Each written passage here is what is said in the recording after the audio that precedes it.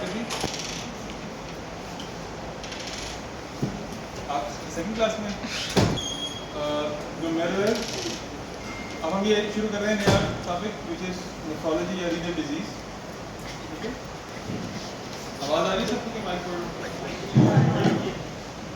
इसमें भी आवाज़ आ जाए।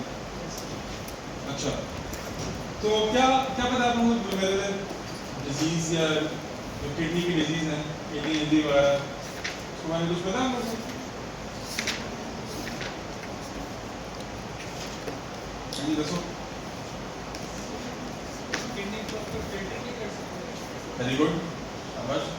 किडनी जो है वो, किडनी का काम क्या है? ब्लड को फिल्टर करना, उसमें निकालना। सही है, अगर वो एफिशिएंटली नहीं कर पा रहे हैं तो जो टॉक्सिन्स है वो उसके ब्लड में रहेंगे। जब फिल्टर से इतना नहीं होगा तो मसला हो सकता है। और इसके अलावा क्या काम है किडनी का? हाँ, सर ब्लड प्रेशर को कंट्रोल करता है। काम क्या? हाँ, ब्लड प्रेशर को करता है, वेरी रेगुलेट करता है। Very good. आपके मेटाबॉलिक जो मेटाबोलाइट्स हैं बहुत सारे उनको रेगुलेट करता है, आपके सॉल्ट्स वगैरह को करता है रेगुलेट। ठीक है, और वाटर की रेगुलेशन करता है। फिर हाँ वही ना, वाटर की रेगुलेशन कर रहा है। और हाँ वो वही है ना। और अब पता है ब्लड बनाने में भी हेल्प करता है। हाँ, कैसे करता है? नहीं, रेड ब्लड सेल्स बनाने में, सॉरी, रेड ब्लड सेल्स बनाने में। Glomerular disease can result from many inherited or acquired disorders and can manifest in a variety of ways, ranging in severity from asymptomatic urinary abnormalities to acute kidney injury or end-stage kidney disease. ठीक है? तो इसके बहुत सारे तरीके हैं जिसकी वजह से आपको किडनी इंजरी हो सकती है, किडनी डिजीज हो सकती है। कुछ एक्वायर्ड है, एक्वायर्ड का मतलब ये है कि आपको बाद में डेवलप हुई किसी वजह से, किसी बीमारी की वजह से।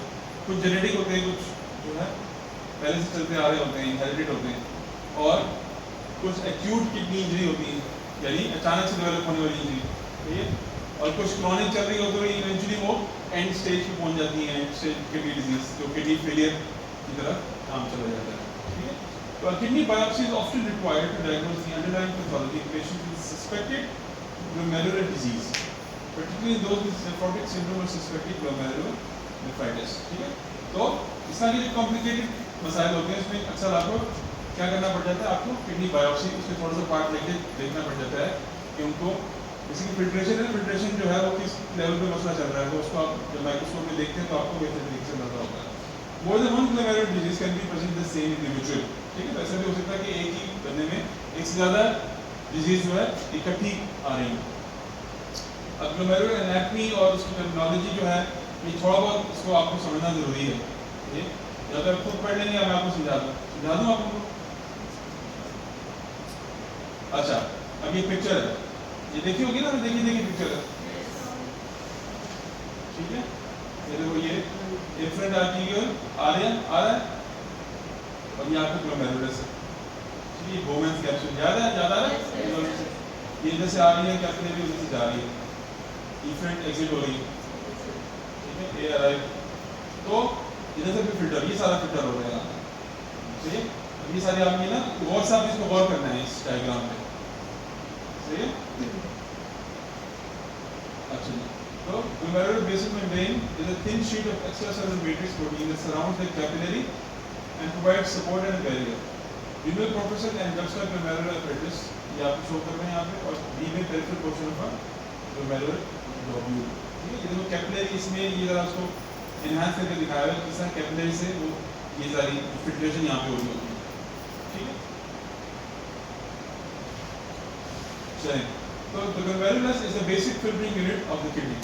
ठीक है, तो हमें पता है this glomerulus is essentially a tuft of capillaries formed by the branching of the afferent arteriole and supported by a structural matrix called the mesangium, which is maintained by specialized mesangial cells। जैसे भी हमने उस diagram में देखा है, the glomerular basement membrane provides both a size and charge selective barrier to the passage of circulating macromolecules from the plasma। क्या मतलब है इसका?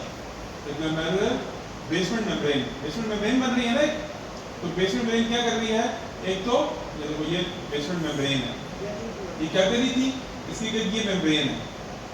एक तो क्या था बैरियर किसी दो किस्म के बैरियर थे, तो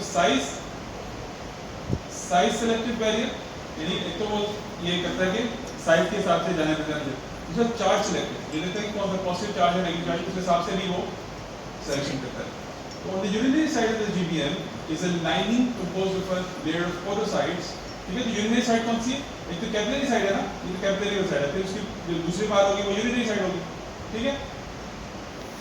तो in the urinary side में क्या होता है, podocytes which are specialized epithelial cells possessing a specialized intercellular junction, the slit diaphragm. The slit diaphragm provides another barrier to the filtration of plasma micromolecules, ठीक है। तो पहले कैपिलरी से basement membrane में जाएंगे, बेसमेंट मेम्ब्रेन से एक और लेयर आती है पोडोसाइट्स की, तो मजीद उसकी फिल्ट्रेशन करेंगे। तो बहुत ही हाईली स्पेशलाइज होता है, क्योंकि बेसिकली आपका ब्लड है ना, आपके ब्लड में से इंपॉर्टेंट न्यूट्रिएंट्स निकलना शुरू हो जाए तो आपका ब्लड अलग हो जाए, और यही होता है किडनी डिजीज में कि आपको प्रोटीन्स हैं वो निकलना शुरू हो जाएंगे। प्रोटीन्स तो आपको चाहिए, जो प्रोटीन्स निकल जाते हैं उसकी वजह से मसल पैदा होना शुरू हो जाते हैं, सही है, क्योंकि आपकी यही जो फिल्ट्रेशन है वो अफेक्ट हो रही होती है, जो मेलुलर डिजीज जो है वो आपकी इनप्ले होती है, समझिए बात की। अच्छा, the slit diaphragm provides another barrier to the filtration of plasma micromolecules. The glomerular capillary ducts are surrounded by the Bowman's capsule. तो ये पूरा Bowman's capsule में जाता है, single layer of parietal epithelial cells forming a cup-like sac that is continuous with the renal tubule. तो ये सारे and करते हैं renal tubule जो सारा मिलके फिर यूरिन बनाती है, ठीक है। And into which the filtrate from the glomerular is collected and passed to the renal tubule. ठीक हो गया, समझ आ गया सारा, आपको पता ही था पहले से, एक बार रिवाइज हो गया सारा। इसमें ब्लड आता है और उसमें मल्टीपल लेयर से गुजर के बहुत सेलेक्टिवली वहां से भी यूरिन आता है, फिर ट्यूब्यूल्स में जाके फिर यूरिन बनके निकल जाता है, ठीक है।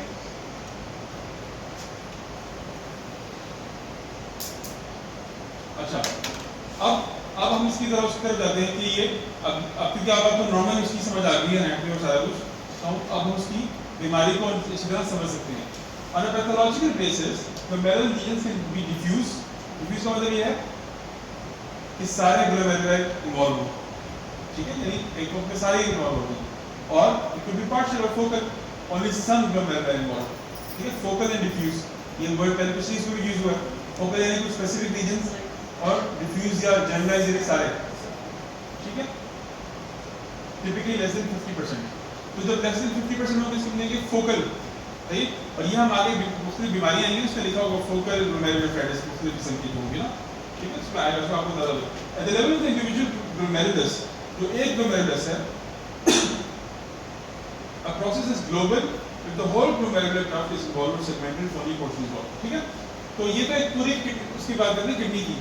अब ये बात करें एक ग्लोमेरुलर लेवल पे भी, अब एक ग्लोमेरुलस में भी मल्टीपल रीजन्स हैं, उसमें भी अगर पूरा का पूरा ग्लोमेरुलस डैमेज है तो कहेंगे कि ग्लोबली डिफेक्टेड है वो वाला ग्लोमेरुलस।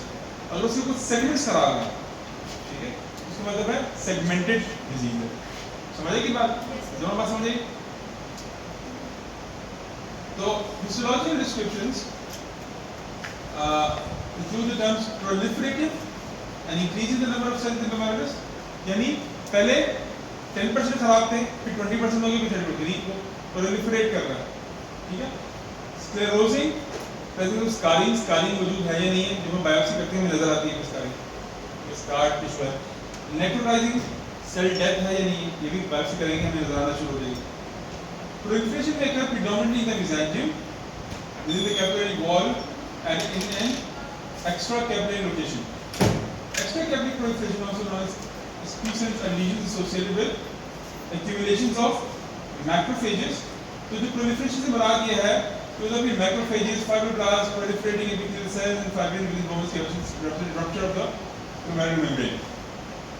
तो glomerular membrane जो है वो rupture होती है, और उससे फिर जब rupture होती है तो एक तरह इंजरी है, तो इंजरी होगी तो इंजरी से क्या होगा, इंजरी होगी तो फिर आपके जो डिफेंस मैकेनिज्म शुरू हो जाएंगे, माइक्रोफेजेस आएंगे, फाइब्रोब्लास्ट आएंगे, ठीक है। तो जो ये चीजें हैं माइक्रोफेजेस, फाइब्रोब्लास्ट वगैरह, जब हमें ये माइक्रोस्कोप में नजर आएंगे तो ये एक चीज का साइन होगा, किसी से साइन होगा कि अंदर उस एरिया में इंजरी है, ठीक है। जब किसी की को चोट लगती है, आपको घुटने में चोट लगी, घुटने में स्वेलिंग होगी, घुटने में स्वेलिंग होगी, आपको फीवर हो गया, उधर पेन हो रही है, ये सारे साइंस किसके हैं? आपको चोट लगी है अदर, और आपका डिफेंस मैकेनिज्म, सारा डिफेंस मशीनरी वो एक्टिवेटेड हुई है। तो डिफेंस मशीनरी की एक्टिवेशन इस चीज़ का निशानदेही है कि अंदर कोई इंजरी आई है। तो यहाँ पे भी वही है ना, जब हम उसको माइक्रोस्कोप में उस पार्ट को देखेंगे तो उसमें हम देखेंगे तो मैक्रोफेजेस है, और मैक्रोफेजेस तो तभी होंगे जब कोई इंजरी होगी, तो उसकी तरफ हमें निशानदेही करेंगे। ठीक है, अच्छा, तो ये proliferating epithelial cells in fibrin within Bowman's space and represent rupture of the glomerular membrane, which signifies severe injury to the glomerular capillary. ठीक है, some examples of how this terminology is used include focal and segmental. अब देखो मैंने कहा था terminology कैसे use होगी, focal and segmental. focal यानी specific specific यानी 50% of the वो involved है, segmental अब जो involved है उनके भी 50% से कम वाला रीजन। नेक्रोटाइजिंग, नेक्रोटाइजिंग के बाद क्या थी? हाँ, area of cell, cell death भी आपको नजर आ रही है। ठीक है, ग्लोमेरुलर नेफ्राइटिस यानी ग्लोमेरुलर उनकी इन्फ्लेमेशन हुई है, नेफ्राइटिस है ना, इन्फ्लेमेशन हो रही है। तो इस टर्मिनोलॉजी से आपको अब इसको पढ़ना आ गया कि अच्छे से मसला क्या चल रहा है, focal, segmental, necrotising, glomerular nephritis. ठीक है, अब ये मुश्किल नहीं लग रहा ना, क्योंकि आपको समझ आ गई कि इससे मुराद क्या है। Clear? Lastly, interstitial fibrosis which accompanies uncontrolled glomerular disease is a poor prognostic sign. अच्छा चलें,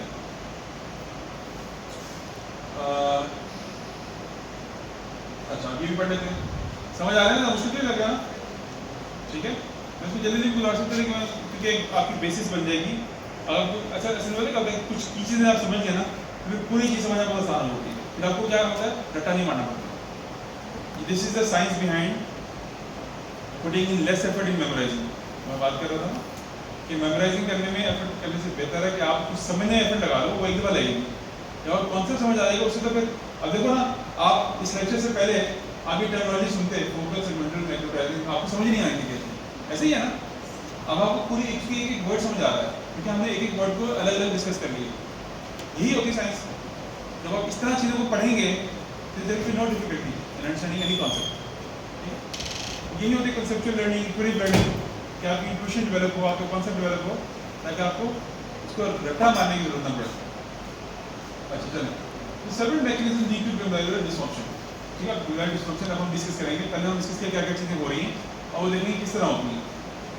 पोडोसाइट डिसफंक्शन, पोडोसाइट कौन सी लेयर थी, जब अभी जो उसकी एपिथेलियल के बाद बेसमेंट मेम्ब्रेन के बाद भी पोडोसाइट्स लेयर आती है। ठीक है, तो पोडोसाइट डिसफंक्शन एक जेनेटिक डिजीज, कोई जेनेटिक डिजीज है जो जेनेटिकली पहले से उसमें मौजूद होती है। इफेक्टिव की podocyte and basement membrane protein such as collagen form mutation, Alport syndrome. ठीक है, अब इसमें क्या हो रहा है, जेनेटिक डिजीज यूजुअली क्या होती है कि उसमें आपकी जेनेटिक कोडिंग का मसला होता है। एक जेनेटिक कोड क्या होता है, एक अमीनो एसिड का कोड होता है। ठीक है, तो अमीनो एसिड का एक कोड होता है ना, 3 उसका न्यूक्लियोटाइड्स का, पता है ना इस बात का, 3 न्यूक्लियोटाइड्स का एक कोड होता है, और एक कोड जो है एक अमीनो एसिड का वो कोड करता है, और दूसरे अमीनो एसिड मिलके एक प्रोटीन चेन बनाते हैं। ठीक है, तो अगर उसमें एक कोड खराब हुआ तो प्रोटीन का स्ट्रक्चर खराब हो गया, अमीनो एसिड गलत लग गया ना, सही, जो अमीनो एसिड गलत लग गया तो प्रोटीन का स्ट्रक्चर खराब हो गया। अब प्रोटीन का स्ट्रक्चर तो वहाँ पे हमें जितना चाहिए था वैसे ही होना चाहिए था ना, अगर स्ट्रक्चर खराब हो गया तो आपका लेयर ही खराब होगी सारी। ठीक है, अच्छा, in diseases such as minimal change disease and focal, segmental, glomerular, अब देखो ये भी वर्ड आपको समझना इतना मसला नहीं रहा, फोकल, सेगमेंटल, ग्लोमेरुलर स्क्लेरोसिस। सही है, इसमें आपको स्कारिंग हो रही है, स्क्लेरोसिस यानी स्कारिंग हो रही है। ठीक है, इसमें इन्फ्लेमेशन नहीं है, इसमें स्कारिंग है। ठीक है, putative circulating factors are thought to directly affect podocyte function and lead to proteinuria. ठीक है, तो अब आपको समझ आएगी प्रोटीनिया कैसे होता है। सही, तो कुछ फैक्टर्स होते हैं तो वो आपके पोडोसाइट फंक्शन को अफेक्ट करते हैं। अब पोडोसाइट तो वही इंपॉर्टेंट लेयर थी जिसने उसको फिल्टर करना था, तो वो लेयर ही खराब हो गई है, उसका स्ट्रक्चर खराब हो गया है, तो उससे जो प्रोटीन्स को निकालना नहीं चाहिए था उसको निकाल दिया, तो उसको हम क्या कहते हैं, प्रोटीन यूरिया, कि यूरिन में प्रोटीन आ गया। समझ आई, सही है। और इसके अब हम कॉन्सेप्ट समझ आ गया कि वो पोडोसाइट जो इंपॉर्टेंट अहम बैरियर था उसके डिस्फंक्शन, वो जेनेटिक भी हो सकता है, वो किसी और सेक्रेटरी रीजन की वजह से। अच्छा, इन डायबिटीज मेलाइटिस, अब आपने सुना होगा डायबिटीज मेलाइटिस में भी किडनीज ब्रेक होती है, वो भी समझ लें। And amyloidosis, there is mechanical disruption of the glomerulus due to accumulation of normal or abnormal protein both in the capillary evolution of the glomerulus and the mesenchyme. ठीक है, तो यहाँ पे क्या होता है कि आपके नॉर्मल और abnormal प्रोटीन एक्यूमुलेट होना शुरू हो जाते हैं, तो वो उस लेयर्स को डैमेज करते हैं। Immune mechanism include inside the formation of immune complexes, और जब वो जमा होना शुरू हो जाएंगे तो उसके बाद इम्यून कॉम्प्लेक्सेस बनेंगे। ये इम्यून कॉम्प्लेक्सेस क्या कहेंगे? membranous glomerulopathy और the localized infection of anti-GBM antibodies। अच्छा, फिर ये बता रहे हैं कि इसके अलावा ये दूसरी डिजीज बता रहे हैं कि इम्यून कॉम्प्लेक्सेस बनने से क्या होते हैं, ठीक है, किसी भी कोई भी एंटीजन आ सकता है या कोई ऑटोइम्यून मसला हो सकता है। ऑटोइम्यून मसला क्या होता है? कोई भी आपको आपकी बॉडी किसी चीज को as a foreign antigen perceive कर ले, ठीक है, और जब फॉरेन एंटीजन परसीव करेगी उसके खिलाफ क्या बनाएगी? एंटीबॉडीज, इम्यून कॉम्प्लेक्स बनाएगी, और जब इम्यून कॉम्प्लेक्स बनेगा तो उसके खिलाफ अच्छा यहाँ पे फिर तो ये इम्यून कॉम्प्लेक्स उसकी वजह से वो फिर डैमेज हो सकती है। और दूसरा तरीका डैमेज होने का क्या है कि जैसे गुड पैसेज डिजीज में एंटीबॉडीज बन जाती है उसके खिलाफ, ठीक है, तो एंटीबॉडीज बनने से क्या होगा? एंटीबॉडीज उसको डायरेक्टली इफेक्ट करेंगी, ठीक है। तो इन्होंने मुख्तलिफ डिजीजेस में डिफरेंट तरीके बताए हुए हैं कि किस किस तरह बेसिकली हो गया, वो सारी चीज़ें जाके उन मेम्ब्रेन्स को, पोडोसाइट्स को हिट कर रही है, सही है। डायबिटीज में किस तरह कर रही है, फिर और इम्यून कॉम्प्लेक्सेस की फॉर्म में भी कर सकती हैं और फिर एंटीबॉडीज बना के भी कर सकती हैं, ठीक है। इवेंचुअली हो क्या रहा है कि सारा वो लेवल को इफेक्ट करेगी। तो नीचे से systemic lupus immune mediated kidney disease caused by deposition of circulating immune complexes, ठीक है। इसमें भी ऐसा होता है कि इम्यून कॉम्प्लेक्सेस जो सर्कुलेट कर रहे थे वहाँ पे डिपॉजिट होना शुरू हो जाते हैं, जब डिपॉजिट होंगे तो फिर वहाँ पे डिस्टर्ब करेंगे उसको। Lastly, actively neutrophils and macrophages can directly injure the glomerulus in disease such as anti-neutrophil cytoplasmic antibody anti-associated vasculitis, ठीक है। ये आपने पढ़े होंगे, PN का और CN का पढ़े होंगे, आप नहीं पढ़े पैथोलॉजी में, है। तो ये कुछ मैकेनिज्म हैं जो बीमारियों में एक्टिवली जिस तरह उनको करते हैं। तो ये समझ आ गया आप लोगों को? अच्छी बेसिक गाइडेंस समझ आ गई सबको, ठीक है। अच्छा, अब क्लिनिकल मैनिफेस्टेशन जो इंपॉर्टेंट है वो हम डिस्कस कर लेते हैं। सबसे पहले हीमोचूरिया और प्रोटीनूरिया। अब प्रोटीनूरिया तो आपको समझ आ गया, ठीक है। उसी तरह हीमोचूरिया भी हुई, severity should be suspected by hematuria and or proteinuria seen on urinalysis। तो जब आपको हीमोचूरिया, क्योंकि आपकी यूरिन में ब्लड नहीं आना चाहिए और प्रोटीन्स नहीं आने चाहिए, अगर आ रहे हैं इसका मतलब ये है कि आपकी मेम्ब्रेन सही काम नहीं कर रही। तो जब भी हीमोचूरिया और प्रोटीनूरिया होगा तो इसका रेड सिग्नल कि आपके मेम्ब्रेन सही तरह काम नहीं कर रहे, ठीक है। तो ये felt it's one of the earliest and most important clinical manifestations, ठीक है। तो glomerular hematuria is established with the presence of urinary red blood cells or hematuria in which a substantial proportion of RBCs are erythrocytes। तो आप इसमें क्या करते हैं, जब किसी को इस तरह का मसला होता है तो आप कहते हैं कि यूरिन एनालिसिस करवाएं, ठीक है। यूरिन कहते हैं यूरिन कंप्लीट एग्जामिनेशन, वो जो टेस्ट होता है यूरिन टेस्ट होता है, तो उसमें आपको ये RBC कास्ट मिल जाते हैं, और अगर प्रोटीन दिया होगा तो वो भी मिल जाएगा। Although interstitial vascular disorders in the kidney may also cause these abnormalities, the findings of dysmorphic RBCs and RBC casts in the urine sediments and the nephrotic range proteinuria are more specific for a glomerular organ, ठीक है। तो जो कुछ हल्के फुल्के मसाइल में जैसे पता कुछ UTI वगैरह में भी आपको RBC वगैरह मिल जाएंगे, लेकिन जनरली इनकी फॉर्म जो है RBC की डिस्मॉर्फिक RBC या RBC कास्ट वगैरह आपको मिलेंगे, तो जनरली आपको इंडिकेट कर रहे होते हैं ग्लोमेरुलर ओरिजिन। या फिर अगर प्रोटीनूरिया, अच्छा प्रोटीनूरिया जो हम आगे पढ़ेंगे उसकी भी रेंजेस होती है, तो अगर more than 3 to 3.5 grams per day है तो वो फिर वो इंडिकेट करता है आपका ये जो है ग्लोमेरुलर ओरिजिन, ठीक है। तो किडनी में तो बहुत किस्म की बीमारियाँ हो सकती है ना, तो आपने ये भी तो सर्टन करना है कि कौन सी बीमारी चल रही है, ये ना कि हल्के फुल्का मसला आपको नेफ्रोटिक सिंड्रोम बना के बैठे हैं। तो ये भी वही जैसे मैंने पिछले लेक्चर में डिस्कस किया, डायग्नोस्टिक क्राइटेरियाज होते हैं, वो सारे फुलफिल होंगे फिर हम उसको लेबल करेंगे।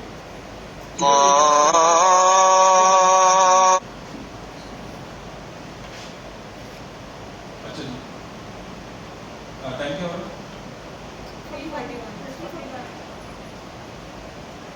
अच्छा, kidney functioning pyramid.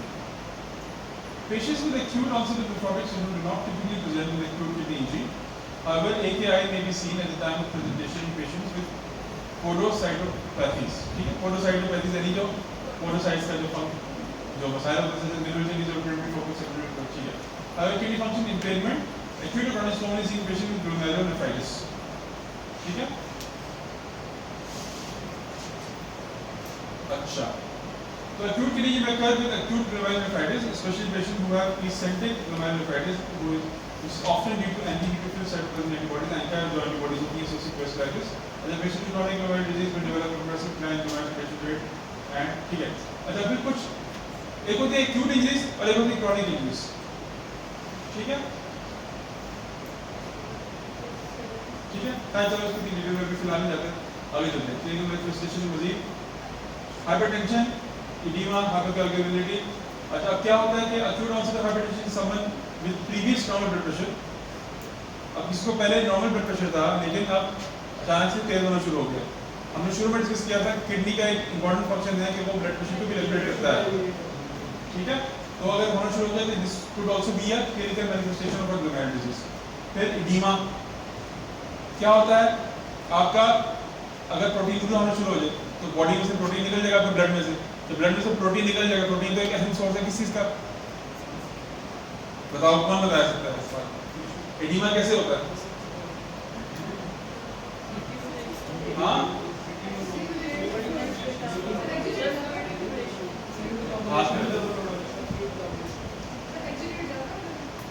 एक्सीडेंट ज्यादा क्यों होगा? तो ये तो पूछ रहा हूँ। हाँ, वही तो पूछ रहा हूँ क्यों, ये तो ऑब्वियसली तभी एडीमा होता है। कैसे होगा ये? हाँ, अच्छा, तो उससे क्या होगा, उसमें फर्क क्या पड़ेगा इसमें?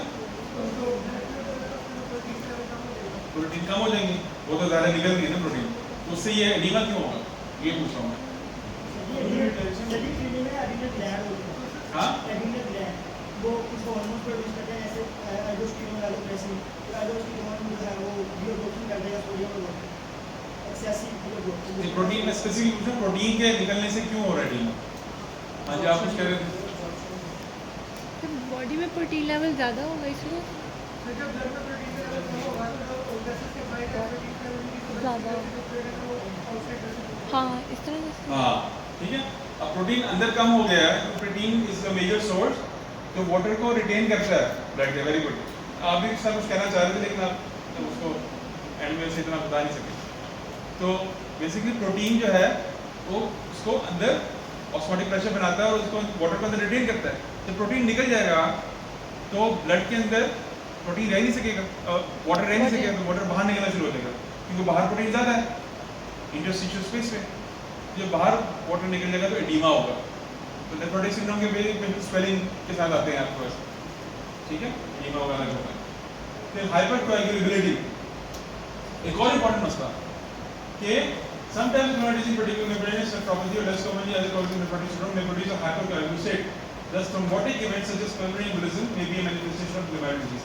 अच्छा, किसने रिसर्च किया बताना है कि हाइपरकोएगुलेबिलिटी किस तरह हो रही होती है glomerular disease? कौन बता सकता है बाद में? ठीक है, तो जो सही बताएगा उसको रिवॉर्ड मिलेगा। इधर मैं रीजन नहीं लिखी, इधर बस बताया कि होती है, ठीक है। बाकी तो मैंने एक्सप्लेन कर दिया ना आपको, ये मैं खुद भी कुछ कर लेंगे। इसमें सिस्टमिक फाइंडिंग्स है, ये आपको पढ़ लीजिएगा, ठीक है। ये सारी चीजें मुख्तलिफ रीजन बता रहा है। किडनी आपका मेजर ऑर्गन है, वाइटल ऑर्गन है, तो मुख्तलिफ जगहों पे उसको इफेक्ट कर रहा होता है जैसे तरीके से, तो आप लोग देख लीजिएगा। अच्छा, फिर वैल्यूएशन ऑफ डिफरेंशियल डायग्नोसिस। अच्छा, ये ना आपको याद करना जरूरी नहीं है, ये एक बड़ा अच्छा बनाया हुआ है स्कीमेटिक डायग्राम। ये सारी जो किडनी डिजीज है वो किस तरह होती है, आपके इंटरेस्ट के लिए आपने, क्योंकि अब ये अगर आपका सारा सब्जेक्ट है तो आपको बड़ा अच्छा सीक्वेंस बनेगा। अच्छा, जब ये होता है इसमें से ये होगा, ये नहीं होगा तो ये होगा, ठीक है। तो सारी डिजीज किस तरह होनी है उसको बड़ा अच्छा समराइज किया है, ठीक है। प्रोटीनूरिया हम डिस्कस कर चुके हैं, may be caused by glomerular disease in which there is albuminuria or other disorders. Proteinuria due to glomerular disease is identified ना, ठीक है। अच्छा, इसमें क्या है, the evaluation of differentiation patient with glomerular proteinuria depends in part upon whether the patient has nephrotic syndrome, ठीक है। तो proteinuria greater than 3500 for 24 hours and हाइपोएल्बुमिनिया होगा तो फिर नेफ्रोटिक सिंड्रोम क्या क्राइटेरिया हो गया? नेफ्रोटिक सिंड्रोम क्राइटेरिया क्या हो गया कि प्रोटीनूरिया उसको 3500 mg in 24 hours और इसके साथ हाइपोएल्बुमिनिया, ये दोनों चीजें होंगी तो हम इसको लेबल कर सकते हैं नेफ्रोटिक सिंड्रोम। अच्छा, तो adults with nephrotic syndrome should be evaluated by a nephrologist and most should undergo a kidney biopsy to obtain a definitive diagnosis। यानी नेफ्रोटिक सिंड्रोम की बहुत सारी कॉजेज हो सकती हैं, तो आप जब तक बायोप्सी नहीं करेंगे आपको नहीं पता लगेगा। Evaluation of proteinuria in patients with nephrotic syndrome depends upon whether or not features of glomerulonephritis are present। तो हम लोग सारी चीजें उसको इवैल्यूएट करना होता है, उसको देखना होता है कि इसमें कौन कौन से फीचर्स आ रहे हैं और इसकी वजह से कौन कौन सी चीजें बन रही है। चलो आगे चलते हैं, ठीक है। और यूरिन प्रोटीन का उसका क्या क्राइटेरिया होगा नेफ्रोटिक सिंड्रोम का? 3500 milligrams in 24 hours, और if a random urine protein to creatinine ratio is measured, a ratio greater than 3000 mg per gram in adult, तो हाइपरबिमिया यूजुअली लेस देन 3.5। तो ये दो चीजें पूरी हो रही हैं तो हम इसको डायग्नोस कर लेंगे, ठीक है, सिंपल एज दैट। तो आपको इसका डायग्नोस्टिक क्राइटेरिया भी पता लग गया। इसके अलावा कौन कौन सी फाइंडिंग, ये तो दो इंपॉर्टेंट चीजें ना, बाकी फाइंडिंग्स क्या हो सकती हैं? एडीमा, जैसे भी बताया, प्रोटीन लेवल का एडीमा होगा, पेरिफेरल एंड पेरीऑर्बिटल। पेरीऑर्बिटल यहाँ पे एडीमा बहुत ज्यादा होगा, पेरिफेरल होगा, ठीक है। तो occasionally ascites of pleural effusion, hyperlipidemia होगा, लिपिडूरिया होगा। Lipiduria is different with the presence of fat droplets who may be free in this blood, ठीक है। फिर glomerulonephritis, हेमोचूरिया विद प्रोटीनूरिया, यानी नेफ्राइटिक सिंड्रोम जनरली इसकी जर्नल है, ठीक है। यानी प्रोटीनूरिया भी है और साथ में हेमोचूरिया भी है, इसको क्या कहेंगे? glomerulonephritis। Nephritic syndrome is caused by glomerular inflammation that results in hematuria। तो हेमोचूरिया तो ज़ाहिर है ब्लीडिंग हो रही है ना, जिसको पता है इन्फ्लेमेशन है, उसमें से कुछ ब्लड सेल्स निकल रहे हैं, वो वेरिएबल डिक्रीज इन प्रोटीनूरिया भी होगा इसमें, and due to cytopenia in the absence of urinary tract infection। Such patients may also have hypertension, kidney function impairment, and if the inflammation is not limited to the kidney, findings that suggest involvement of other organ systems। तो glomerular inflammation is typically due to one of the three major mechanism। अच्छा, चलें, evaluation कैसे होगी? All patients with glomerulonephritis should be evaluated by nephrologist, may should undergo a kidney biopsy to obtain different diagnosis। A kidney biopsy may be deferred in patients with advanced kidney function impairment who have small kidneys with imaging since the diagnostic imaging is like similarly patient with normal kidney function, normal cirrhotic test and hematuria with low grade proteinuria, in proteinuria less than 500, उसके कहते हैं 3500 से ऊपर, may be observed without a biopsy। यानी किसी में इतना severe नहीं, हल्का फुल्का प्रोटीनूरिया है, हल्का फुल्का हेमोचूरिया है, तो उसको हम ऑब्जर्व करते हैं। अच्छा, ठीक है। ये फिर कुछ नेफ्राइटिक सिंड्रोम के जो एग्जांपल्स दी गई, पोस्ट इन्फेक्शियस glomerulonephritis ये क्यों होती है, सारा कुछ है समझा, ठीक है। तो ये हमारा